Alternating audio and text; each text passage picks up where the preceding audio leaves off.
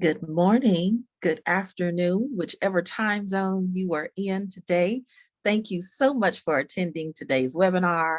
My name is Shaylin Scott, the Executive Director of Founders First CDC, and this is our Business Essentials webinar for the month on how to be fundable, preparing to secure growth capital. This will be a very engaging and exciting conversation. So a few housekeeping rules. If you want to submit any questions, there's a little button on the bot that says Q&A. Feel free to put any questions there. We'll try to get to as many as possible during today's conversation. There'll be plenty of opportunities for you to connect with our panelists post-event as well. So their contact information will be here, as well as the recording will be available post-event. So you'll have that as well if you don't get all the information. If for some reason you lose connection, just feel free to click back on the same link that you registered with and you'll be able to pop right back in. So without further ado, we'll get going today. A little bit about our overview. We'll talk about the purpose of the webinar, our introduction, meet all of our subject matter experts, and we'll talk about this funding perspective from 4 different types, from the CPA perspective, from banking, as well as alternative funding perspective, and from a founder themselves on how all of this works. So we look forward to hearing from everyone. Our speakers today are Nicole Kell, the president and owner of CPA Moms, Braden Hood, area manager of JPMorgan Chase, Bella Gagnes, the senior director of investments for Founders First Capital Partners, and Sarah Mall, founder and CEO of VenSocial. A little bit about Founders First CDC. Our nonprofit is a platform that supports diverse-led small businesses grow and scale. We focus on businesses that are run by women, minorities, veterans, LGBTQ community, and those in low to moderate income areas. We try to provide education and mentorship through our accelerator programs, our ongoing support, and provide them with access to capital through our revenue-based financing arm, Founders First Capital Partners. So feel free to reach out to us as well on further information on how to connect to our programs, on potential funding opportunities, or if you just want to learn more about how we do what we do and the areas that we're in, we'll make sure you have all of our contact information as well too. So thank you so much for attending today. First up, we have a quick poll for everyone. Do you get any assistance with your financials? Do you use a CPA? Do you have a bookkeeper, an internal employee, or do you do it yourself? So before we get some feedback from the CPA perspective, if you don't mind filling out that poll, and we can see where everyone stands.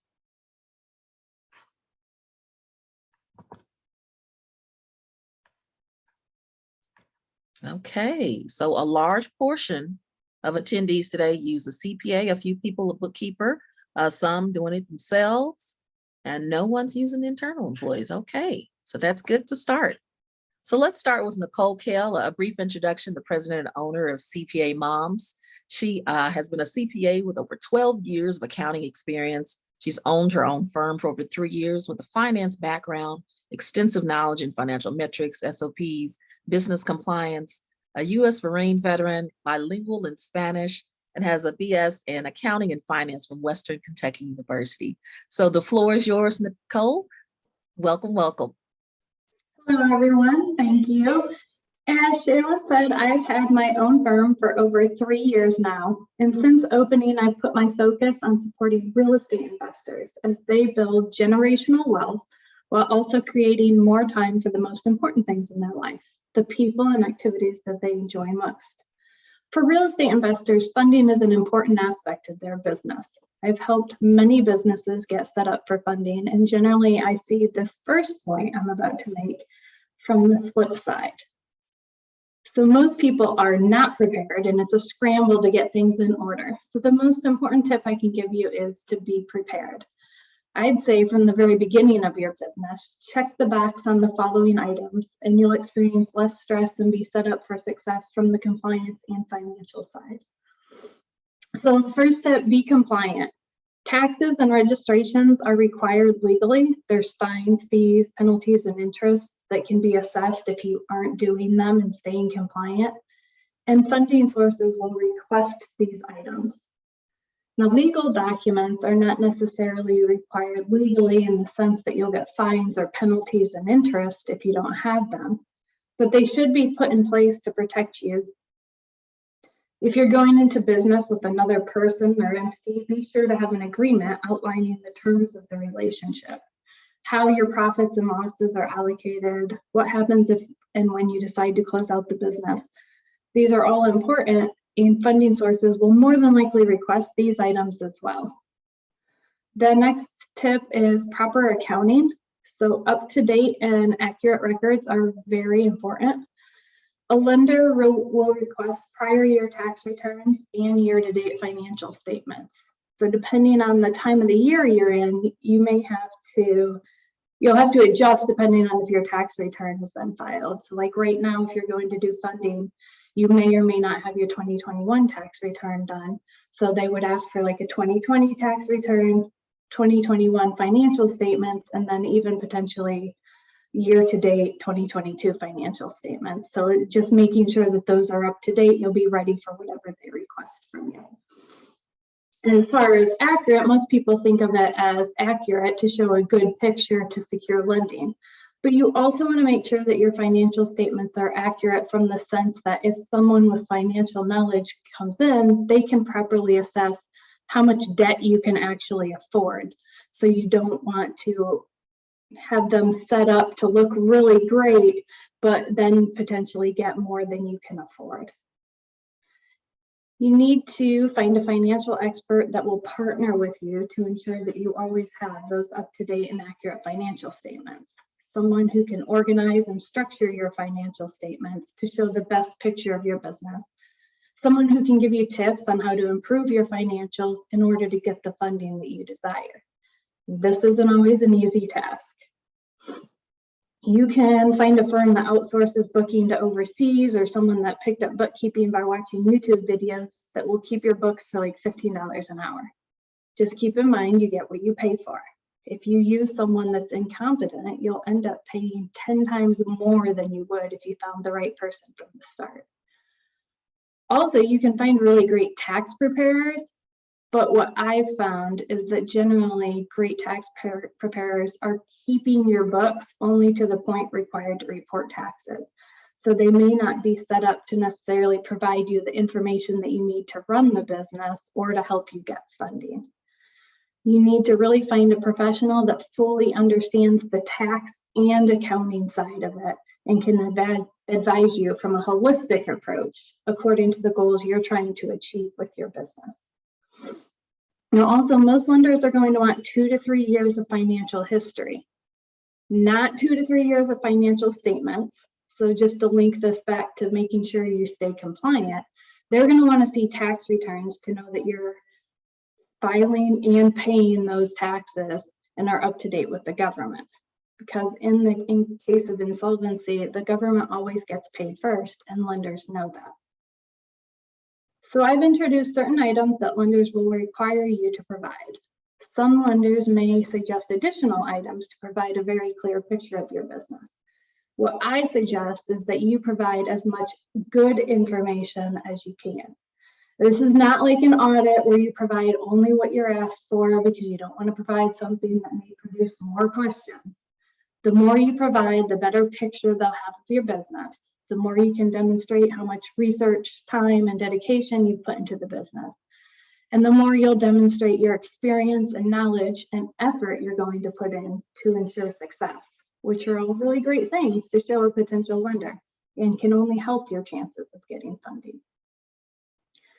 So a few additional items that I suggest providing, whether they're requested, suggested, or just not even mentioned at all, is a business plan.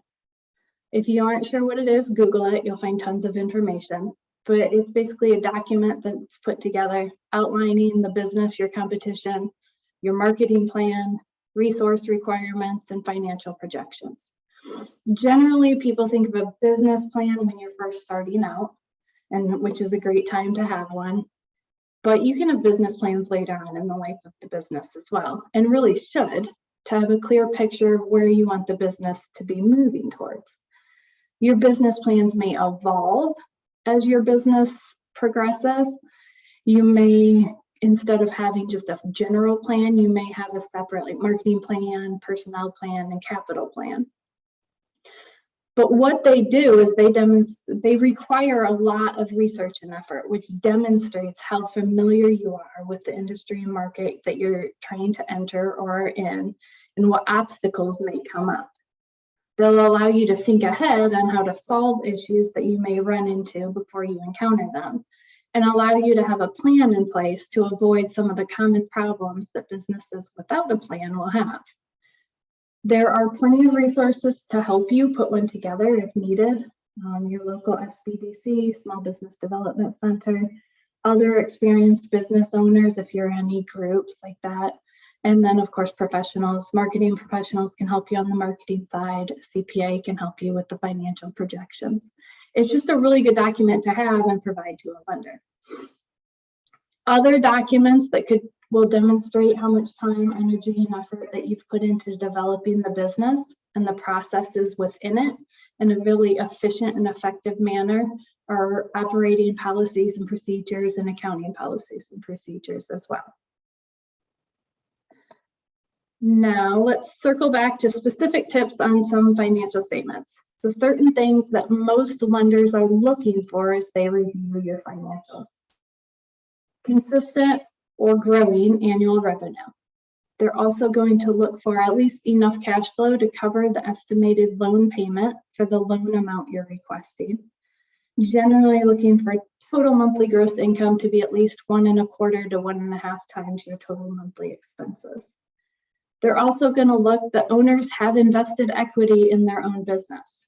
This shows, one, that you've exhausted your own personal ability to fund the business, and two, that you have a stake in the business as well, with just the common adage that you aren't going to pour your heart and soul into a business if you don't have anything to lose from it failing. And previously mentioned, no one wants to compete with the government for money because they know they'll lose, so no outstanding debt to the government. And I know I'm just right at my time here, so I will quickly pass it back to Shaylin. All right, thank you so much, Nicole, for that great information and all those helpful tips. And everyone as well, just a quick reminder, please feel free to put your questions in the Q&A portion. We will definitely try to get to as many as possible today. There's lots of information, and I'm pretty sure there'll be a round 2 of this presentation soon. So feel free to put your questions there. Next up, we have the banking perspective, and we have a poll for that as well. Have you ever applied for bank financing yourself? Yes, you received funding, you applied, but you weren't approved, or you never applied at any bank before. So let's go ahead and see where everyone is.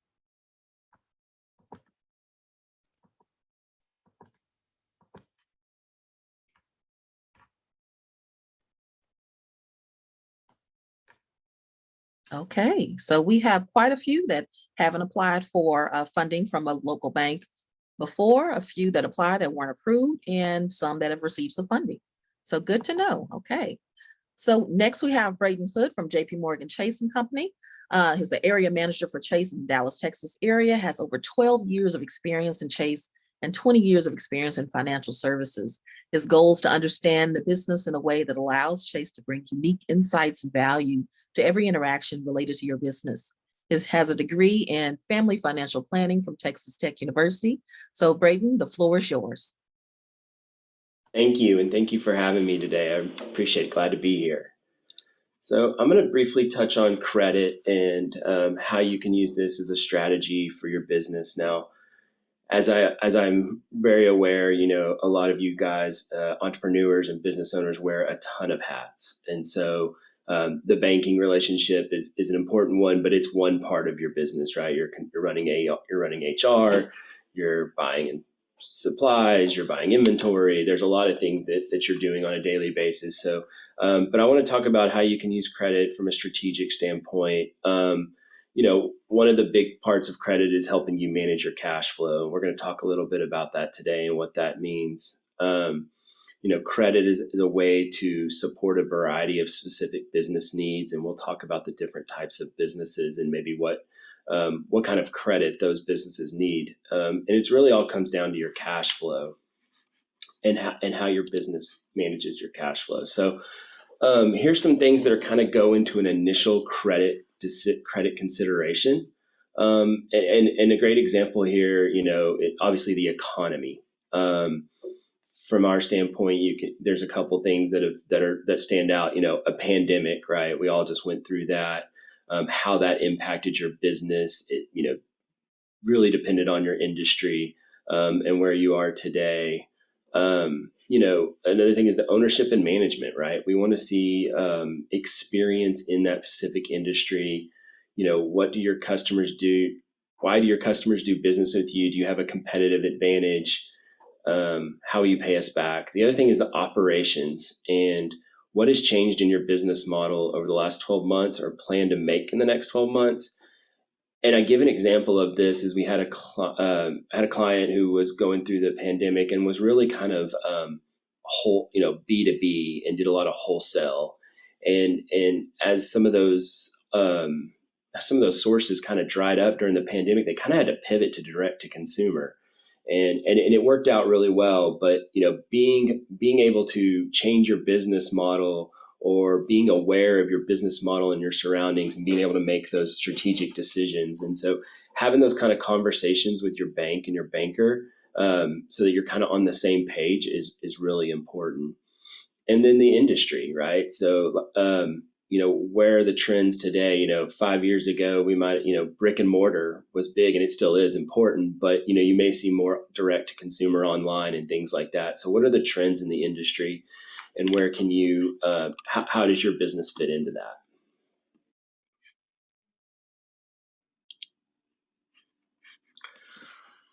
So a couple of things, the 3 C's of credit, which some of you may be familiar with this term, I've heard this term before. And the first one is character.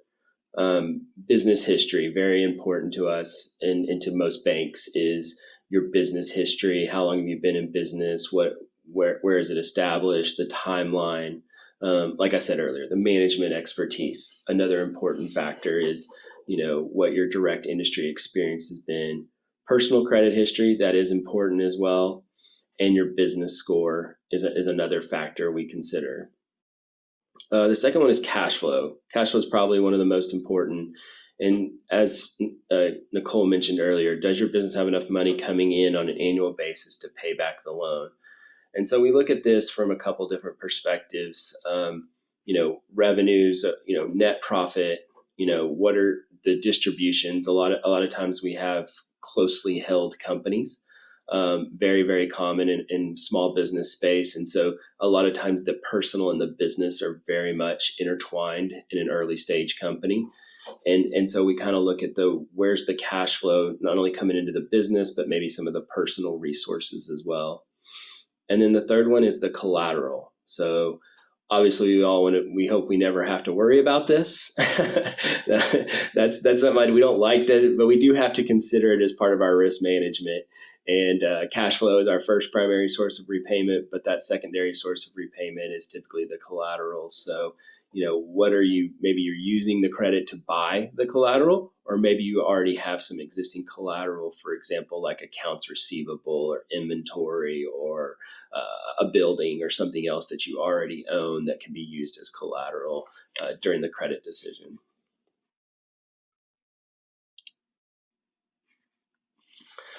So as I mentioned before, cash flow is really king.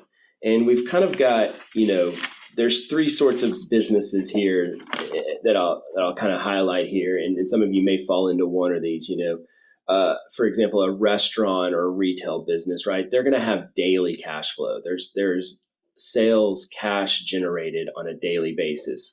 Obviously, there's expenses as well, but there's cash generated on a daily basis. So their sales cycle we would call very short. And so you've got to manage that cash flow a little bit differently. Another type would be a service business. So this would be like Nicole or a doctor or a lawyer, somebody who's got to provide a service first and then get paid back. That's a very different cash flow cycle because you've got the outlay of the cost. You've got the service you're providing. Maybe that's the pest control who's got a truck and he's got people to hire and he's got stuff, and then he's going to get paid back from the client after the service is performed. And then the third I would say would be like somebody who's selling a product, like I'll just say a widget, right? A manufacturer, distributor.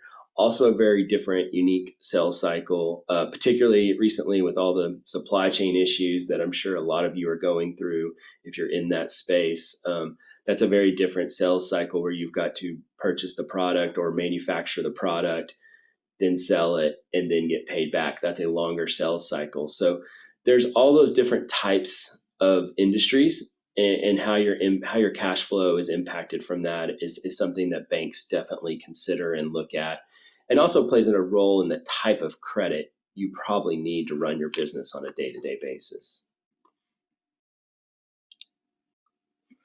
So we'll kind of touch on the three options here for credit and where they make sense for you and your business. The first one's a line of credit. This should be used for very short-term needs, and I think that's one of the most common things that come up with small business owners. They all just kind of say, "I need a line of credit," and that might be true, but what are you using the money for? You know, if you're going to expand or open that second restaurant location, or you're going to need to add some new equipment or buy a new forklift, that's probably not a good reason for a line of credit. That's where we need to be talking about a business term loan. So if you're using the money to buy fixed assets or something that's going to have kind of a longer payback cycle, that's where a business term loan is a much better solution for you. A business line of credit would be something that you can use the funds in anticipation of getting paid back relatively quickly, say in the next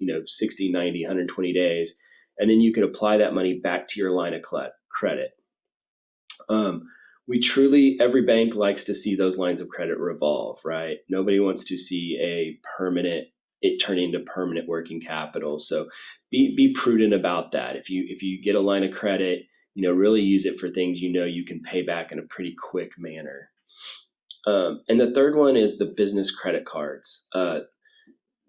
People get hung up on interest rate. Don't worry about that. The business credit card is a great way to establish credit for your business, right? So if you're a very small business, getting a credit card as little as $5,000 or $10,000 just to establish credit with a bank, establish a business credit for your business by itself, is a great product. The second thing is a credit card is another great tool to manage your cash flow, right? So you could pay for T&E, you can pay for all kinds of expenses now, and then pay those back in 30 to 60 days when the statement cycle ends. So business credit cards are a great tool, and then we can talk about the different types of credit within those through the Q&A. And Shaylin, I'll turn it back to you. All right. Thank you so much, Braden, for that great information. I see all these great questions in the chat, in the Q&A. Oh, I wish we could answer all of them. But don't worry, we will make sure to get all of everyone's contact information to everyone. So let's move right along for our perspective from alternative capital. And this is a quick poll. Have you used any of the following to fund your business? Friends and family, loans, equity investors, merchant cash advance, credit cards, your own savings, a 401k, or any other forms of capital to fund your business? Give you a few minutes here to do that quick poll.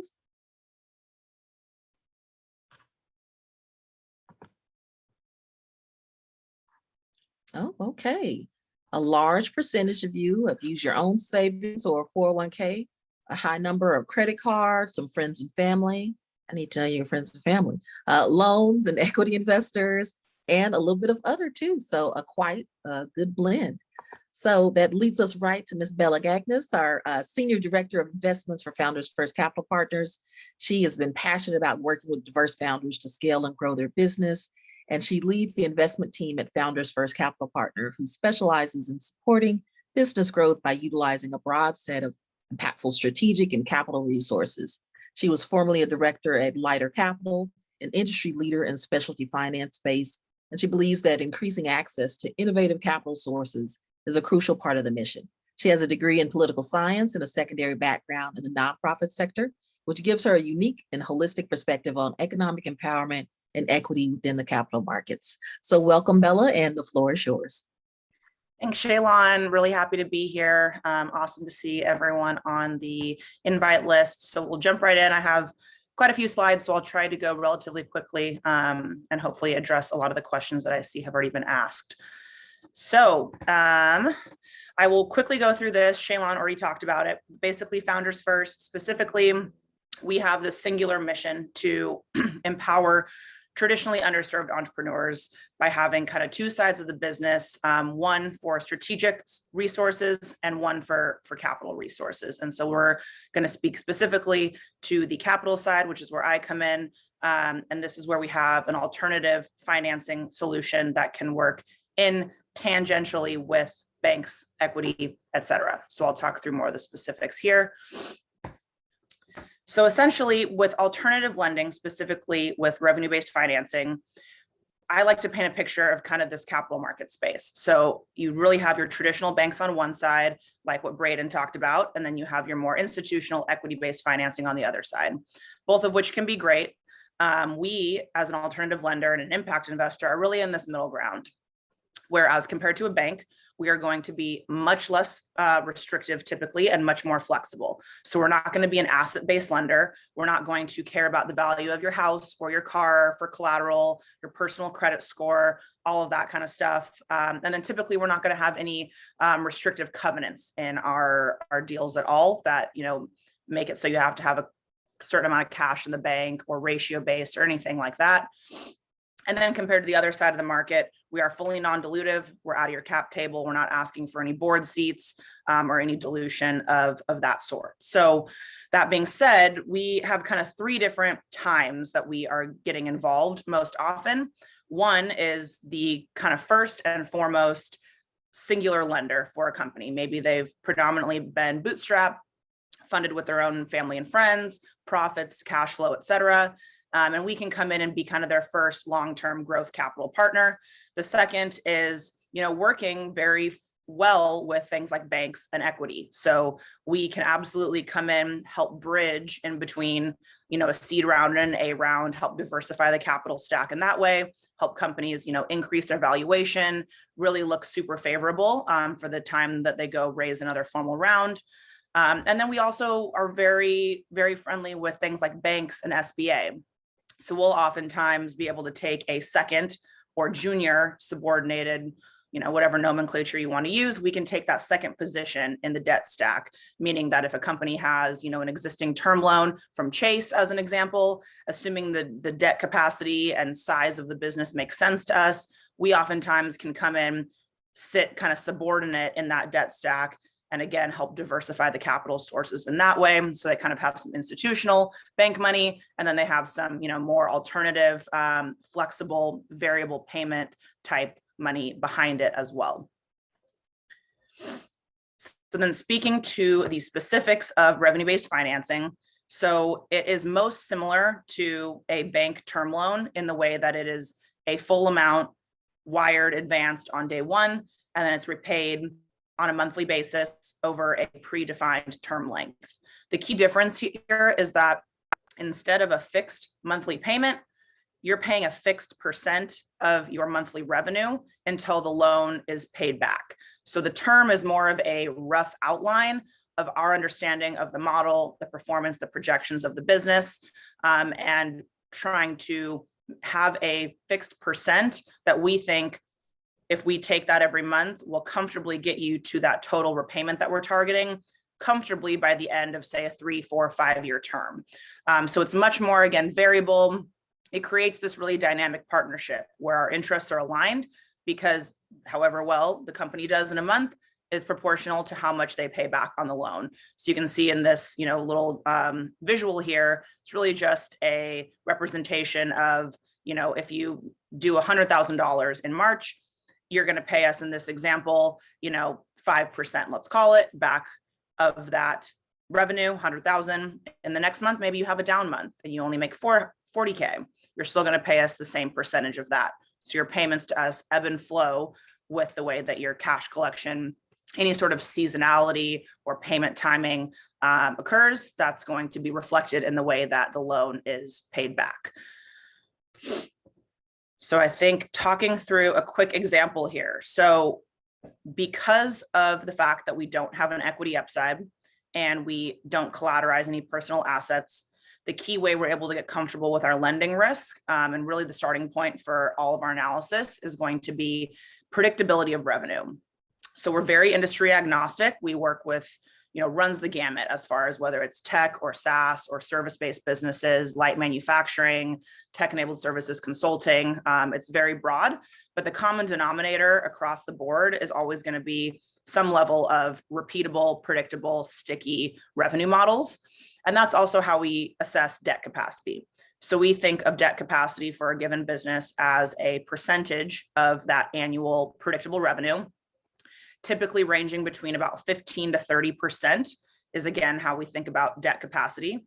So if a company is doing, $1 million, this is just a quick example, we are able to, get them a $200K loan, which is, 20%. And then that principal amount would have a predetermined and fixed repayment cap. That's just a multiple of that principal. So in this example, 1.3 times. That just equates, multiply it together, that equates to the $260K obligation over the course of a predefined term, in this example, 3 years, typically going to range between 2 to 5.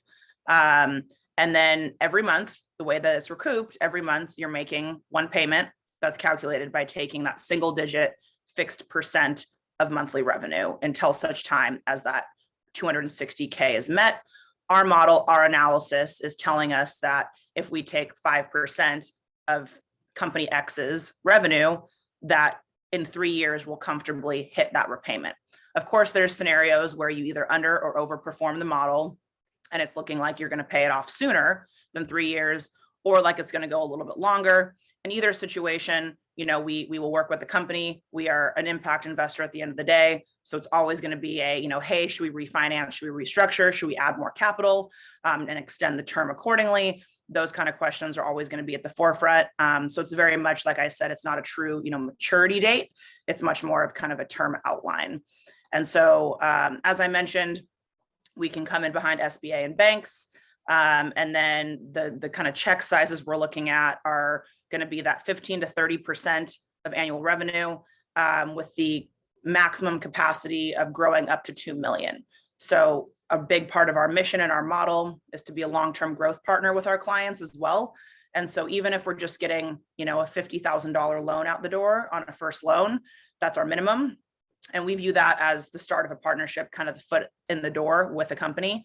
And then the goal is always going to be to grow that facility and keep being able to lend more as they grow. So again, back to the dynamic partnership, where as a company grows, scales, generates more revenue, our ability to lend continues to grow and scale, and ideally offer more and more favorable terms over the lifetime of working with a company.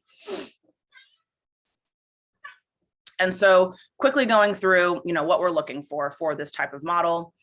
As I mentioned, we're not taking any equity and we're not really collateralizing any personal assets. So 99% of our analysis is going to come down to data, metrics, what we're seeing in the financials, the performance of the business to basically today. We'll obviously look at projections and take that into consideration, but it's largely going to be retroactive looking, since that's what we can use to kind of mitigate our implied lending risk. So a couple kind of housekeeping metrics that we need to see. They do have to have core business operations based in US. We 100% can look at companies that have international operations, maybe even, a headquarters in India, let's say, but they need to be incorporated. There needs to be a significant portion of, revenue that is generated and kept in the US. The other two, just kind of minimums that we have, we need to see at least 500K in revenue over at least 12 months of time in business. We just need to be able to see those kind of year over year trends to be able to get comfortable with, the trends and the performance to date. And then from there, as I mentioned, we have really two key pillars. I like to summarize it as. The first is always going to be predictability of revenue. How retained are your customers? What does churn look like? Are companies coming back time and time again to use your services? Are there contract subscriptions? Those kind of questions are always going to be kind of the number one. And then from there, the second piece is always just going to be around scalability. So that comes down to both gross and net margin in the way we think about it. We like to see companies that have strong gross margins, meaning that they can exponentially increase their revenue without having to proportionately increase the associated costs. And then same with the bottom line. Obviously, profitability is great, but we don't require it. What we really refer to it as is more of a, quote, pathway to profitability, meaning if a company is still burning in order to grow, that's totally acceptable. We just want to see that there's a clear line of sight to being able to hit break even, as they grow. Net margin is improving month over month, quarter over quarter. They have enough liquidity in the bank, so to speak, to be able to support runway and operations, as well as potentially service the implied debt we would be imposing. Basically, at the end of the day, we think about it as we're an impact investor, and we never want to impose debt on a business that we don't think can comfortably or advantageously pay it back. We don't want it to put them in a more negative position. And so that's really what we mean by scalability, is just, can you support operations as well as the implied payments to us? And then in order to start the process, it's very simple. It's very informal. We have the ability to sync financials. We also do a lot just over email, over the phone, over Zoom meetings. Really the first things that we need to kind of start the process are just historical financials. They do need to be reconciled, and we need to be able to make sense of them. So oftentimes, it's about kind of chasing down the accurate data, making sure the balance sheet's balanced, those kind of things. And we just need to see at least, the last year or two, depending on how much history the business has, income statement, balance sheet. And then ideally some sort of retention analysis, revenue by customer, again, circling back to the predictability of revenue piece. So being able to somehow visually identify, you have these 10 customers that, yes, they've paid you every year for the last 3 years. Those kind of metrics are going to be important. And then just if there's any debt in the business, we'll need to understand from a very early on point what the nature of it is, what the security positions are. It looks a lot different if, there's a chase in the situation and we're potentially coming in behind it. Or, if there's 5 different merchant cash advances that we need to refinance out, those look very different in the way that we start our underwriting process. And so that's probably the third most important piece to get the process started. And then, like I mentioned, eventually we will want to see projections just to more validate that the company has a complete plan and picture and forecast of where they want to go, knowing that we'll be working with them for, at least the next 3 years, if not hopefully longer. So it's important that, both sides are aligned and bought in. And then there's always going to be more diligence questions down the road, but these pieces of data are really going to be the starting point. So if, a company is really good and really profitable, but they don't have their financials prepared yet, unfortunately, there's not going to be anything we can do until we can see this data, because again, where we sit in kind of the capital markets and debt stack is we are very historical looking and data driven lenders. So there's just a certain amount of data that we need up front before we can, make any calls or start getting a term sheet prepared or anything like that. And I think that is the end of my presentation. All right. Thank you so much, Bella, and great information. Thank you all for such great questions too. We'll try to get to everyone's questions towards the end here. We have one more perspective from one of our founders. And before we do that, let's have a quick poll. How comfortable do you feel with your plan to grow and finance your business as an entrepreneur? You have a plan, you know how much you need to grow, where you're going to go get some funds. Do you have a plan, but you kind of struggle to secure the growth capital? You have an idea of how much you need, but you haven't put together a formal plan, or you've gotten your head down working and you're just starting to think about it. So feel free to put your thoughts there in the poll. Let's see where everyone's head is.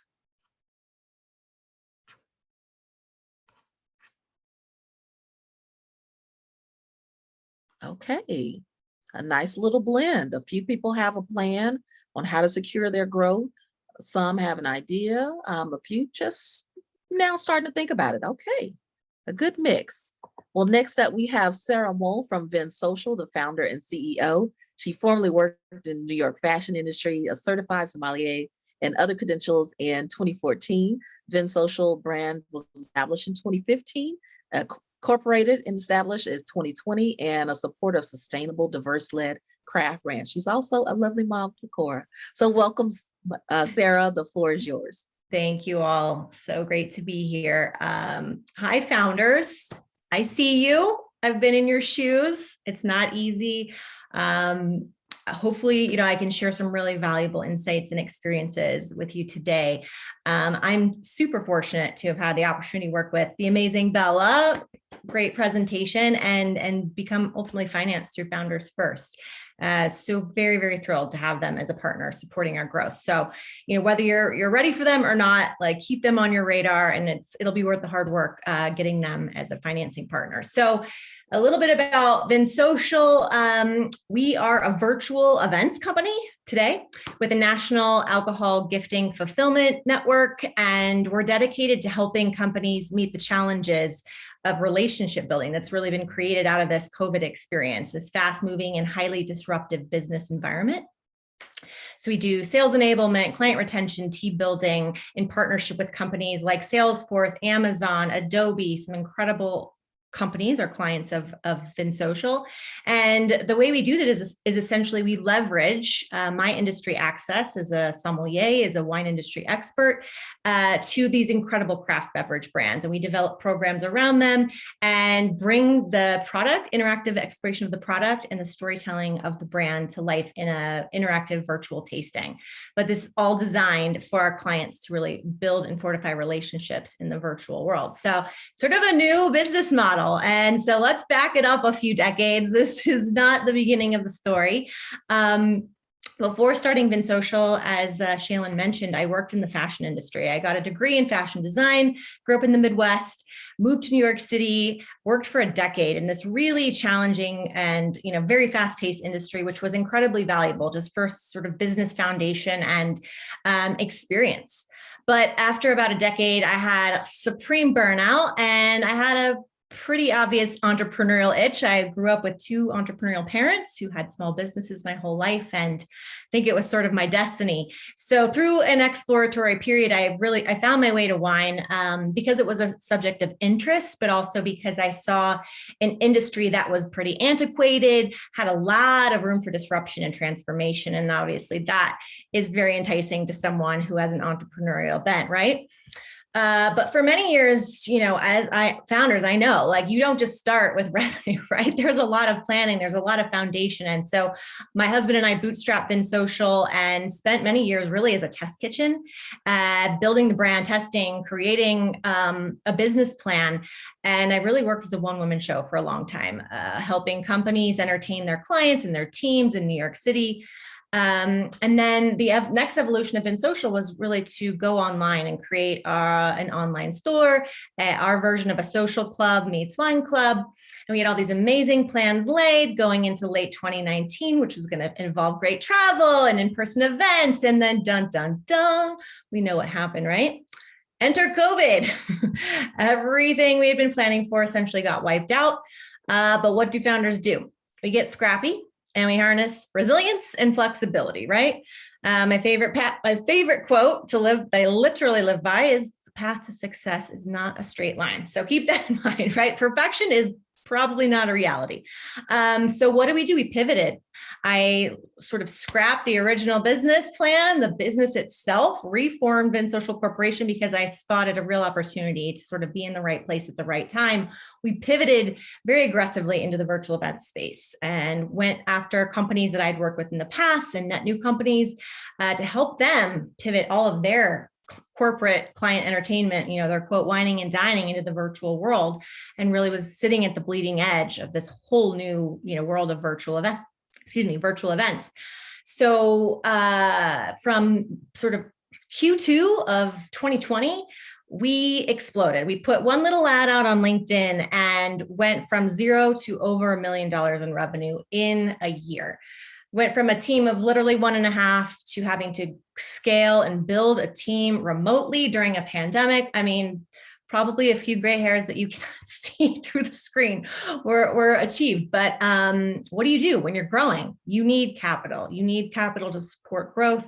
And, candidly, lesson learned from our side is that we waited too long to really bring in a financial pro to help us really get a grip on cash flow and our financials, and making sure that we were sustainable, growing sustainably, especially in such a high velocity and very sort of chaotic dynamic.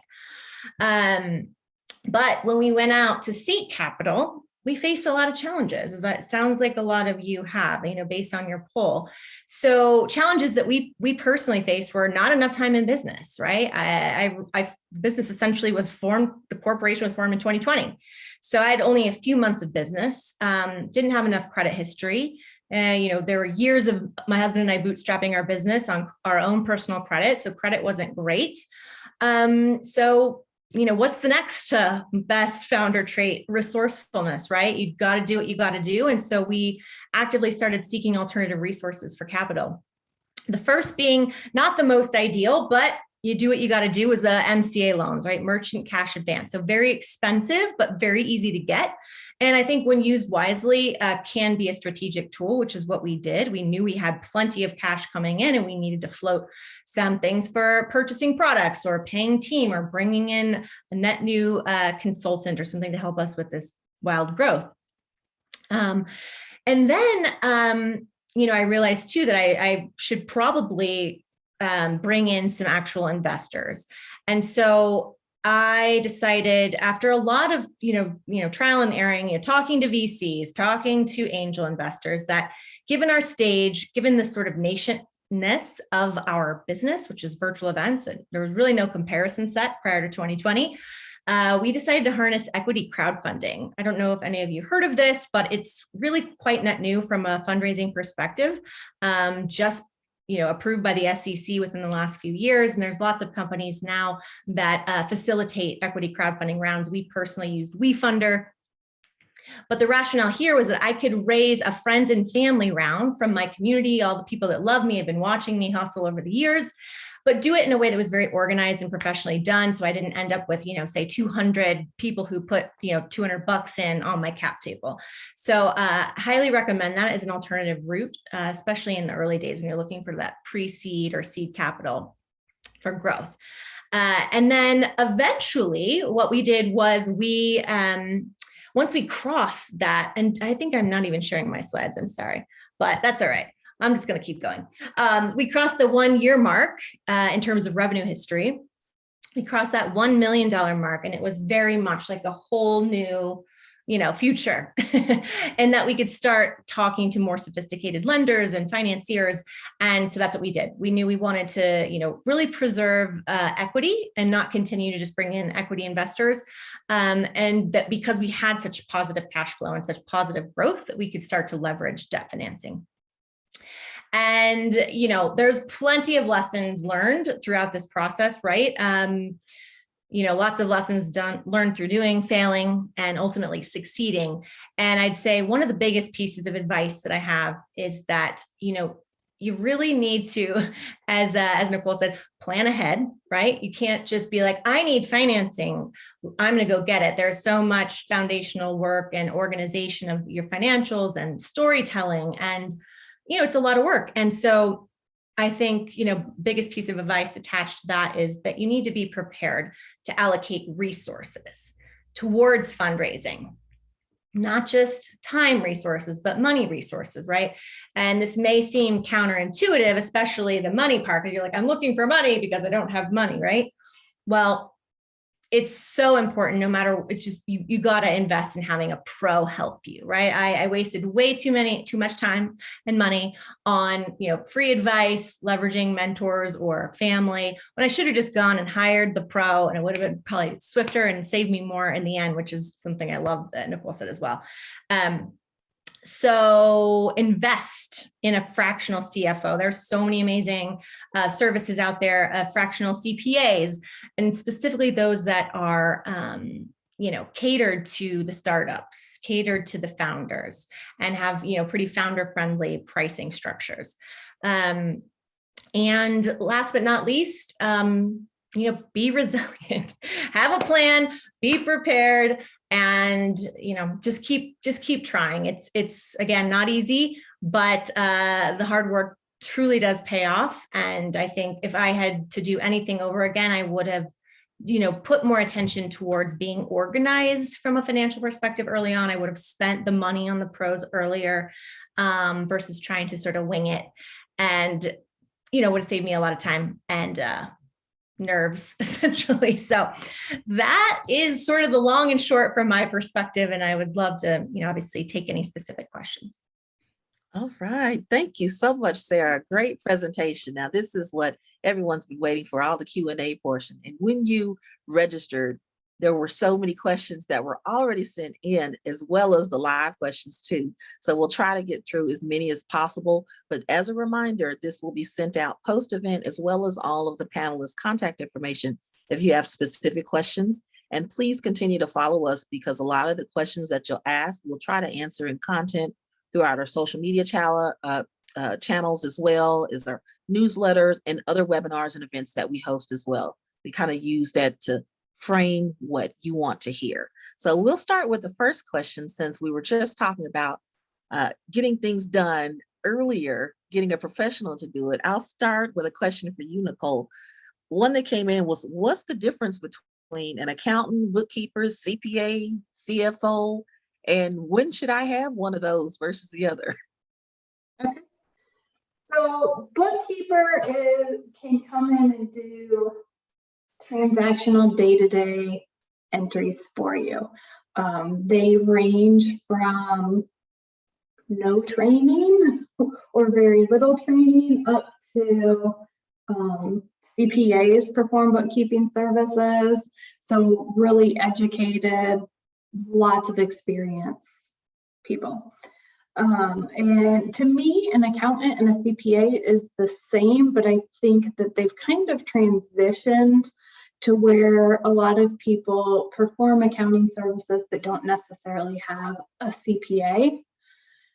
So I would say in that instance, accountant is a little bit more advanced, probably has some corporate on-the-job experience more than a bookkeeper does. And then a CPA actually has a license, so has gone to college, gotten the degree, and has passed a very rigorous test and just licensing process. A lot of times CPAs are associated with taxes. So most people use the CPA for the tax side of things. And then there's a mix on if they do for the accounting side of things. But somebody that has that license has, again, a lot of experience, a lot of education, has required ongoing education requirements, and can give, in general, more of a holistic approach, incorporating both the tax and the accounting side of it. A CFO is more, so accounting just in general is more backward looking. What has already happened, let's report on the activity to date. And then a CFO would be more on the finance side of things, more forward looking. So being able to take what has happened and then projecting forward for you, and being able to just help guide you in very strategic business decisions based on what has happened financially, and then plans you put into place to drive the business on the financial side. As far as when you should bring them in, for sure, I would get somebody strong at the beginning that can help with positioning you for funding, make sure you're staying up to date with your financials, all the things that I think everyone hit on a little bit in their presentation. It's much easier to get it started and established from the beginning than to try and do a cleanup project, and essentially will probably end up costing you more to try and do a huge cleanup rather than just have it started from the beginning. Great, thank you. Thank you for that information, Nicole. Very helpful. Another question that came in, it kind of got my mind thinking from some of the comments that Sarah made as well, her journey. Question for you, Braden, is if I have a personal account with my local bank and I'm looking for business credit, but I had a loan that wasn't approved with a specific bank due to a record, how do you overcome that?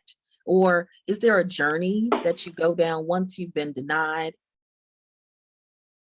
Thank you. That is a great question. And yeah, absolutely. I think you should. There is a separation of church and state, in my opinion. You absolutely should should start to separate those. The sooner the better, as far as establishing the business with its own checking account, the business having its own credit, and starting to separate from the founder.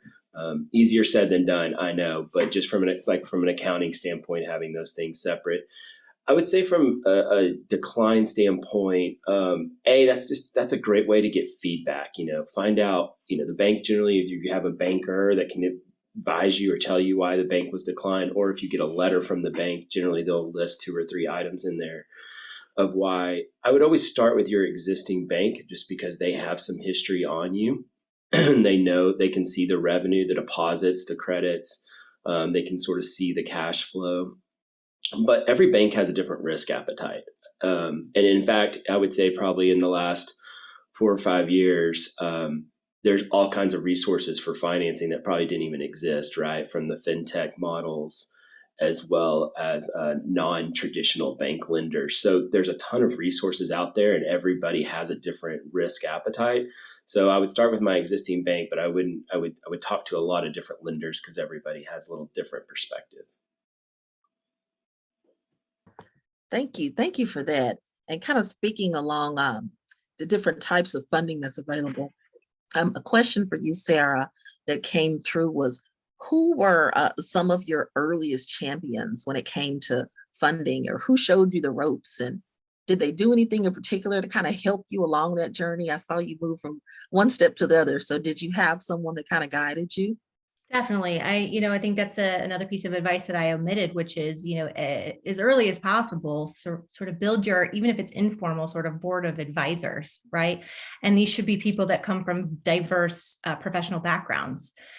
So I did have the benefit of having some really amazing people out the gate, believing in me and supporting me with their advice and their time. And so I was able to, work with someone specifically who helps founders prepare for fundraising, her name is Andrea Minkow. Happy to share her information. She's essentially, that's what she does for a living. She helps founders sort of take their idea into business plan form, into some training for capital raising. And this was specifically equity capital. So, how to kind of start organizing your contacts and like your hit list, and how to start communicating to your network and leverage them and have them help sort of exponentialize your what you're doing and your ask, because it really does take a tribe. It takes a network. And, that's really what VinSocial have been doing over the years anyways, by virtue of our business model. We are social, we are creating a community, we're creating a network. And so that is ultimately why, when we decided to raise, money from actual investors, equity investors, we did crowdfunding, because it allowed for us to activate this network and bring in $100 investments. We took $100 investments and $100,000 investments through our equity crowdfunding round. So we were able to bring in accredited investors and, just my aunt and uncle, and my best friend from high school, so. Thank you, Sarah, and congratulations on all your hard work. That's wonderful. I know we're coming up on time, but I would be remiss if I didn't ask a question that came through for Bella. Someone that's interested in these alternative types of funding, are there additional support that comes along with the funding, or is it simply the money? Yeah, no, great question. And so really what Founders First is trying to do is increase access to resources, but both capital and strategic. And so we do have an entire side of the business that is predominantly focused on mentorship, accelerators, incubators, giving entrepreneurs the chance and space to kind of step out of the business and work on it, with really valuable insight from even our CEO, who has started, founded, successfully exited 6 other companies prior to Founders First. And so it's a huge pillar of our mission. And honestly, how we even got started was with that emphasis on being a mentor, being a sounding board, a trusted advisor, making key introductions to subject matter experts. If a company needs legal counsel or CPA, that's how we started working with CPA moms. So that's very big for us, as being, more than money. And then specifically on the capital side, and Sarah can speak to this, we have ideally we're adding on what we call expansion advisory to all of our investments, meaning that we will assign a one-on-one coach with the companies that we invest in, again, with the goal of saying, you know, here's an initial investment, but then let's also continue the communication. Let's work with you on the best ways to deploy it. Let's plan for the next round of capital. Let's look at your costs and how we can improve cost efficiencies, all those kind of things. So it's not a requirement, but it's certainly something that we really like to have as an option for all of our portfolio companies, is again, being that kind of more than money, being more of a consultative investor, instead of just, you know, saying, here's a loan, let us know when you need more. It's meant to be much more of a, you know, long-term growth partnership. Thank you. Thank you so much for that, Bella. And I know that we are running out of time, and well, we've ran out of time. And there are so many questions in the chat and questions that were before. So for all of the attendees, I definitely advise you, if you have not done so already, to please follow us on all social media, to sign up for our newsletter so you're made aware of the events, so we can get those questions answered. And all of this information will be shared post-event for all attendees that have registered as well. The video with the slides and everyone's contact information for the panelists too. So if you didn't get your question answered, don't worry. Feel free to reach out to us. We'll be happy to answer those questions to you. Now, a few upcoming events I don't want you to leave without hearing about, some really great ones coming up. We have our Southern California Challenge Pitch Competition. As we mentioned, Founders First is a national organization, so we have impact across the nation in a lot of different regions. We also have a upcoming, current right now, a Kitty Fund grant from mompreneurs, a $500 grant from mompreneurs right now that is open and active and taking applications. So if you're a mother, feel free to apply right now. The application is open. Go to foundersfirstcdc.org to get that grant. We also have a winter boot camp pitch coming up in California, and upcoming programs in Chicago, as well as our spring boot camp, a fast path in Chicago as well. And if you want more information about our programs, how to get in contact with us, go to foundersfirstcdc.org, and we'd be happy to stay in contact. So thank you for all of our panelists. Thank you for all of our supporters from JP Morgan Chase, from Venn Social, from Founders First Capital Partners, as well as from CPA Moms. Thank you all so much for your support, and enjoy the rest of your beautiful day.